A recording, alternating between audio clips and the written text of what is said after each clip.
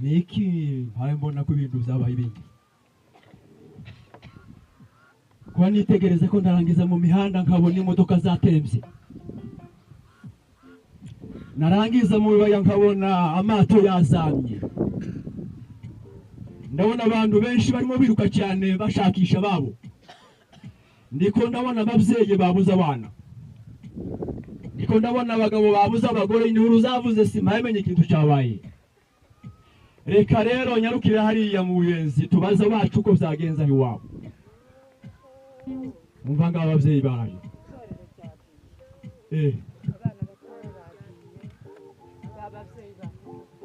bose bagiye, abana batoya bose ko turabona ntabana bakeye mu gitondo usanga abana bose bagiye n'abandi bakunda gusenga.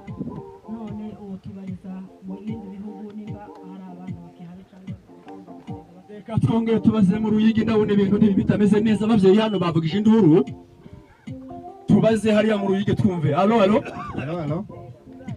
ni ibiki byabaye iyo ngiyo namwe muvyose muteye? Nenga twe twabyutse mu gatondo kare kare, ariko tugeze mu mihanda dusanga imodoka zose zirahagaze. Hanyuma rero tugeze no ku bibuga by'indege dusanga indege zakorotse. Bimeze neza, ibintu ntago bisa neza. None Yesu ndiyagarutse, birashoboka niko na Bibiliya ivuga ngo uryamye azasigwa n'uwo bari kumwe, umwana azasigwa se na nyina. Kandi umenya baravugaga ngo barya banze kwihana nibo bazasigara. Niko byagenze kabisa. Ibintu ntibimeze neza. Reka kandi twongere tubaze hariya mu gihugu duhanye imbibi cya Tanzania naho twumve uko bimeze, ariko tubona kumva kuko ntibimeze neza. Itorero ryo baryagiye, hari amakuru abantu bazaga bavuga, n'ijambo ry'Imana ryahaciye, n'indirimbo zaririmba zivuga ngo igihe kimwe Yesu azaza, abizeye bazagenda. Reka tubaze muri Tanzania twumve. Alo hali gani huko Tanzania? Huko Tanzania hali ni mchafuko kabisa. Tumeamka asubuhi tukakuta watoto wote wametoweka. Ukiangalia barabarani magari zote zimesimama, hata ndege angani zote zimeanguka. Kweli tunaona kama hali ni mchafuko na hapa kwetu ni mambo hayo yametokea. Hivi bintu ntibimeze neza. Muraje kumva namwe abavyeyi mwe. Abavyeyi bacu sinigongo barantumye ngo reka mbabarize mu Bufaransa naho bumve niba ariko byagenze tujya kumenya ibikurikira rero. Comment la situation là-bas?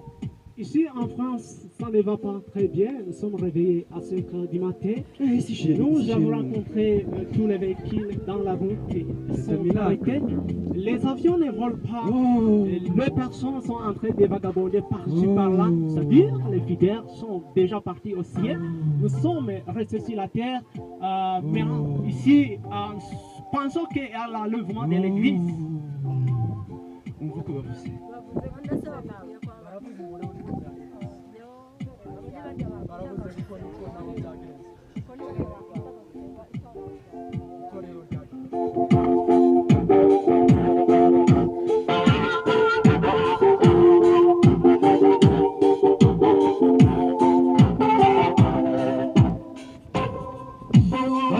bazafata telefone bazarondera ishengero bazafata telefone zizana bazarondera